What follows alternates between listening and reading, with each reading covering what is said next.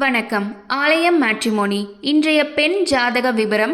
படிப்பு BSc physics, MBA. வேலை ID. பிறந்த தேதி 12/2/1999.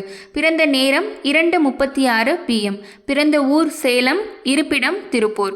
தனுஷ ராசி. மூலம் 4ஆம் பாத நட்சத்திரம். அகரம் வெல்லாம் செட்டியார் ஜாதி. கோவிந்த மகரிஷி கோத்திரம் உட்பிரிவு. உடன் பிறந்தோர் ஒரு தங்கை. மாத வருமானம் 20,000.